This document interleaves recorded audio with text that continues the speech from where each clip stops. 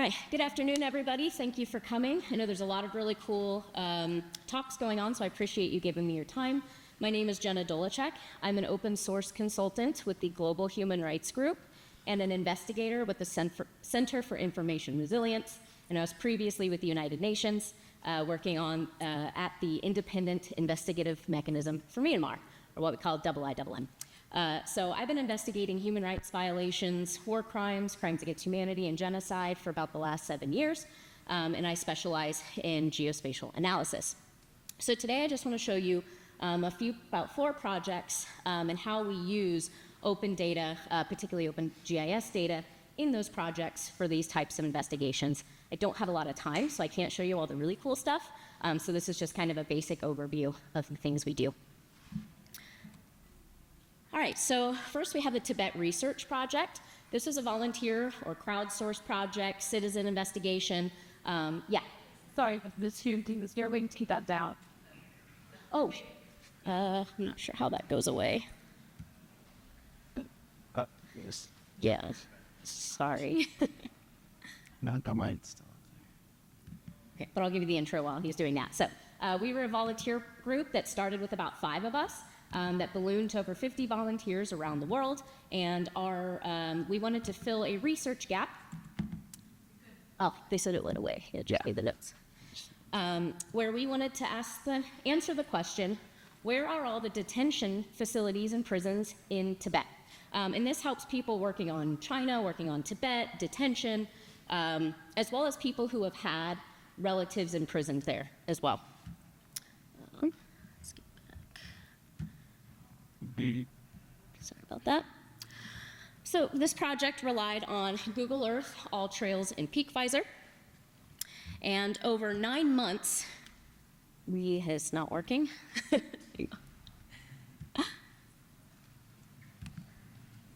all right. I think. This is No, it's just stuck.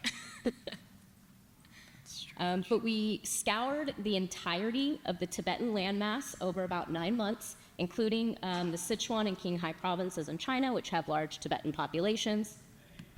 And we have a couple of presentations up here. It's shut the current one. No. So, there we go. Okay, there we go.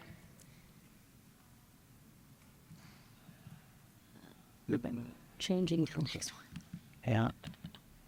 Okay, perfect. So now we can all see the Tibetan landmass. So here we go.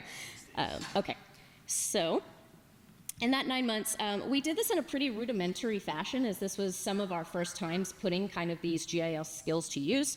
And we did not have access to fancy ArcGIS, which could have helped us a lot of this. So we just started out with a grid overlay, and we literally worked through it square by painstaking square. And we flagged every facility, everything that looked like a prison. So anything with high walls, high fences, barbed wire, watchtowers. And then after a while, we created a guide to detention architecture that we gave our volunteers, which made it easier for them to flag locations for our review. And in the end, we ended up finding about 85 facilities, 70 within Tibet alone, which is pretty alarming. There's little to no information online about these facilities. Only a few major places had some information, but it largely existed on Baidu or Chinese Google. So we needed to be absolutely sure of these locations, and this is where the GIS apps came in. And we're also going to get a little crash course in the geolocation here. So yes, this is a photo allegedly of Utri Tru Prison in Lhasa, the biggest city and capital of Tibet.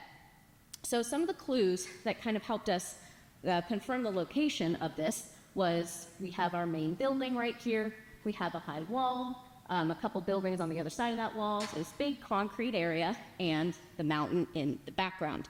Now, this mountain has some unique features on its own. So we've got this kind of unique profile. We have a few rock outcroppings, and then we have a trail or a road in the middle of that mountain, as you can see highlighted there. So after we kind of took those clues, I went to Lhasa in Google Earth and marked any structure that might have some of these features. But then I needed to narrow that down, and we narrowed it down to this location. Now, your eyes are probably drawn to the big concrete area over there, but actually it does not have that building in the back, the high wall, or the other buildings, so we narrowed it down to this location right here. And using horizon view, we were able to see that mountain that we can see in the background of that original photo. And on that mountain, we have those same profile rock outcroppings and that trail. So I live in Colorado. I'm an avid hiker. I use a lot of outdoor apps. And one of those that I use is Peak Visor. And so I wanted to see if this mountain had a name or any other information with it. And unfortunately, it's not well known enough or just kind of official enough to have any information in Peak Visor's database.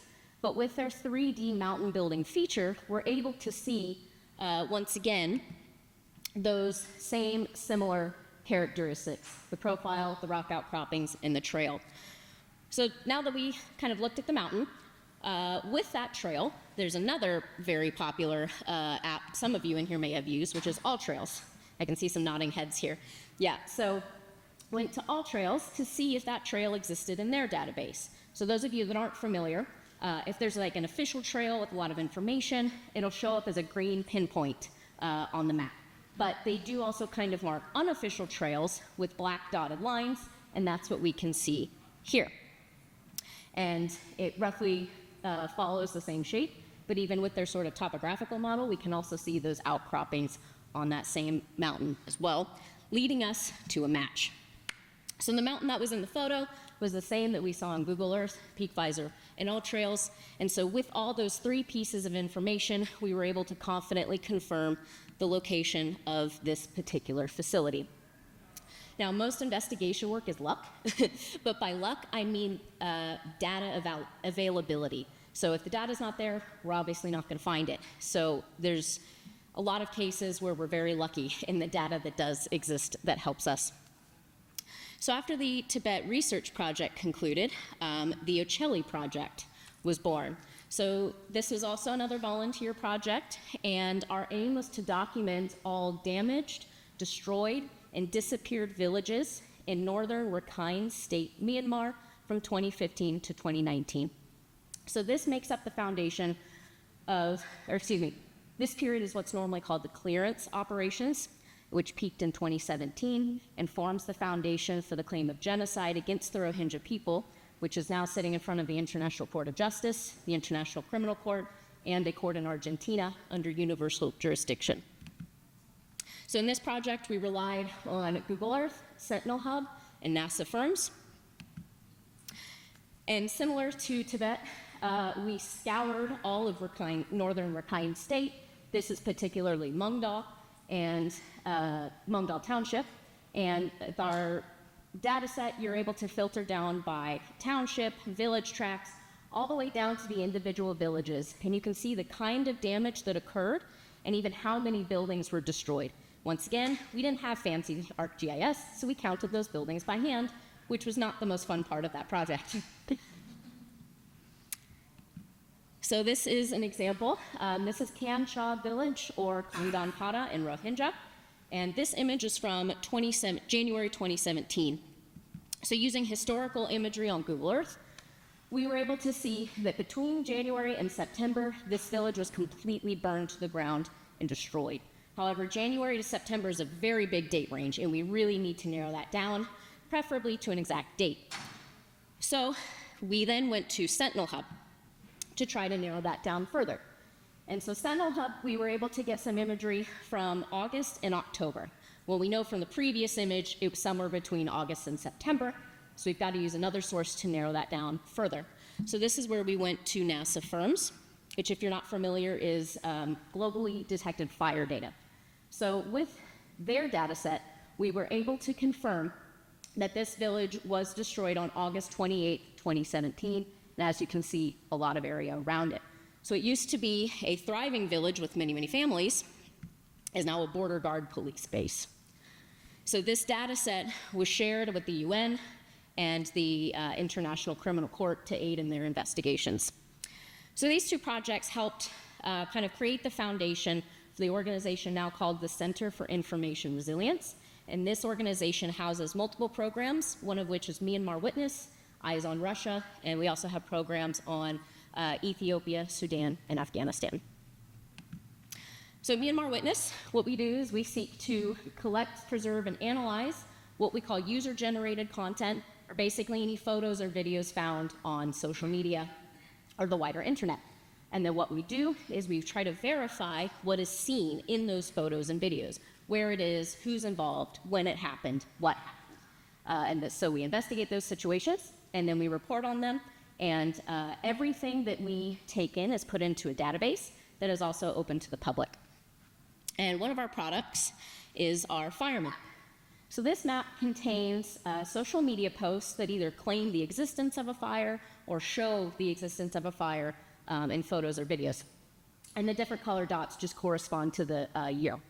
So what we do is, once again, we try to verify what is in those posts, but then we cross-check it with NASA firm's data to see if their satellites were able to detect those fires, and at the same time, to see if that information matches. And if it does, it's considered verified, and it goes into our database. So this data concentration up here, this is Sagae region. Sagae region is very anti-junta, so it's a hotbed of resistance. So when I teach individuals about geospatial analysis, I also teach about the geography, the landscape, the environment, the climate, and resources, because particularly for a country like Myanmar, they have wet and dry seasons. And so a lot of my volunteers and interns sometimes didn't realize they were looking at the same location because it's in a wet season or a dry season, and it can look very, very different. And so the other reason I teach this is because Sagae is also very mountainous and very densely forested. So although military ground operations are possible, they're very, very difficult. And then once the wet season comes in, they're nearly impossible. So then the military junta relies on their air power and hits these villages with airstrikes, which generally leave a large enough fire and heat signature to be detected by firms. So then we can go in and confirm that data. And one of the reasons why this is so important is because this is largely a civilian area. There's really no bases here. And so anytime the military strikes these areas, it's largely in retaliation or collective punishment, because this is a civilian area. Victims are civilian, making them potential war crimes. So once again, all these data points in here is everything pulled from our database. And so this is our event or timeline map. And on the left here, we've got all the types of things that we document, which is like violence against civilians, protests, mass arrests and detention, fires, and just kind of armed clashes in general, and then over time. So this concentration of data that we have right here is immediately post-coup, when there's lots of chaos, lots of protests, lots of mass arrests and violence against protesters. And a lot of that largely took place in Yangon, simply because it's the biggest city, has the most people, so we saw the most activity, even though there is activity across the country. And this other concentration of data I have right here is also fire. There's a large 6-month campaign back in 2022, and once again, the location of that data corresponds to that Sagae region. And so putting our data into a map, wrong one, helps us see things like concentrations, trends, patterns, and movements, and that helps us get a better understanding of what is happening, where, by who, and to whom. So for those of you who were just in here for the previous session, one tool that we heavily rely on is Mapillary. And so Mapillary is, I don't want to call it an alternative to Google Street View, but where there isn't Google Street View, Mapillary can sometimes help us answer that question. So there's an investigation we were doing a few years ago where we needed to geolocate a series of videos we had from people fleeing Mungdaw during the clearance operations in 2017. We were lucky enough to have one road worth of data, and it was the exact road that we needed. So if we didn't have that data, hang on. We may not have been able to confirm those videos and confirm those locations. So open data like this comes in seriously handy when we are missing other data. So that's kind of the part I mean about luck. We got lucky with what was existing here. And another one we use, which you probably heard throughout the week, is OpenStreetMap. where users can go in and put data on their own. So these highlighted facilities right here are border guard police bases or military bases, and we were familiar with these ones, but we had an investigation in a different state where a colleague of mine and I were trying to confirm a military base, but we didn't know what units were out of it, what command it fell under, or anything like that. And a user happened to have gone in and labeled the exact unit that that base was apparently responsible for. We were able to cross-check that with other open and closed data and confirm who that base fell under, which helped us establish command responsibility, which is integral when you're building a criminal case. And one more that we use is Wikimapia, also similar to OpenStreetMap. People can go in and put data. So there was an investigation that I'm currently actually working on. I'll hopefully be published in the next few weeks, where we started seeing a lot of chatter about people fleeing an area after a particular event. But I started seeing the name of a village that I'd never come across before. I'd never heard it, I'd never seen it. The problem is, all maps with Myanmar are in English or Burmese. So if you're working with any minority language or the Rohingya language, like in this situation, you will not see a name. You cannot find it. Unless you're lucky enough to work with the UN, that has a lot more resources, and we had a list of those names. Good luck. So a colleague of mine happened to be looking at this map, and we happened to come across that name that we had been seeing in social media. We're able to cross-check it and geolocate some other photos and videos coming from that area, and we were able to confirm that this was the village that people were fleeing from. So this was the final piece to the puzzle that I was able to solve, but probably would not have been able to had we not been able to stumble upon that. So one of our final projects is Eyes on Russia, which seeks to document all violations in Russia's war on Ukraine. And we also have an event or a timeline map. Works the same way. Everything goes into a database and gets hooked into a map. So this concentration right here is the eastern boundary, the eastern front of the conflict. And then this concentration up there is the capital of Kyiv. All the blue dots represent military personnel or Russian military personnel or equipment that can be seen in photos and videos. And then the orange dots are civilian casualties. So it helps putting things in a map like this. That way we can also see the progression over time. So we'll see if this embedded video works here. This is the real test.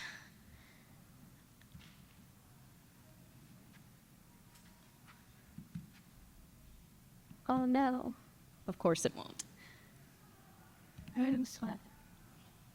Okay, well, all I was going to do was show you where all those dots fall after a certain amount of time, so like after the initial invasion, and then we had like the counteroffensive of last fall, and then the current slog. So what that just helps us demonstrate is things like scale, but also the widespread aspect of proving widespread and systematic for crimes against humanity. So again, helps us see concentrations, trends, patterns for conflict analysis. Okay, so I filtered that same map down to January 23rd of this year when I was in Kyiv. These 4 dots right here represent photos and videos from social media showing damage of missiles that were intercepted near my hotel. Before those missiles were intercepted, I was rudely awakened at 5 a.m. by an air alert by a GIS app that's run by the government. Granted, this is based on military intelligence, but since it's open to the public, we're going to call it open and let it slide. So this app sends you an alert when there is an active air alert. You can also put in your location, and it'll help you locate your nearest shelter, which was very handy when my colleague and I were out sightseeing and had no idea where we were or where to go when the sirens went off. And then it also shows you where there are active alerts in the rest of the country. So as you can see, the morning of January 23rd, whole country was lit up. Since that channel doesn't provide the most detail, there's a Telegram channel that the Ukrainian Air Force runs that then sends out messages saying what weapons are in the air, where they're coming from, and where they're going. So that was very useful as I was sitting in my hotel shelter. Unfortunately, 5 people did die that day in Kyiv in that attack, but thousands were saved because of open GIS data apps like these. So not only does GIS data tell us where things are, it can also help save lives. So why is all of that important? It's important because obviously we should bring perpetrators to account. We should give victims some semblance of justice, but it's also to preserve the truth of what happened for future generations. Being able to collect this data without financial barriers is absolutely vital to the work that we do, especially in the face of dwindling funding. So open data investigations is becoming so popular that I'm having to train human rights advocates, analysts, investigators, prosecutors, all at the request of governments, because people need to know how to use this type of open data in their work. And people who never used to give a single thought to satellite imagery or GIS ever are now having to use it daily. So being able to show the who, what, when, where, why, and sometimes even how is important for courts, but it's also important for the rest of us to become aware of what's happening, to remember, and to learn from it. So if you've ever created open data projects, platforms, programs, if you've contributed to open data, or if you simply support the existence of open data, sincerely, thank you. Because the work we do would truly not be possible if it wasn't for being able to get a hold of this data. Thank you all.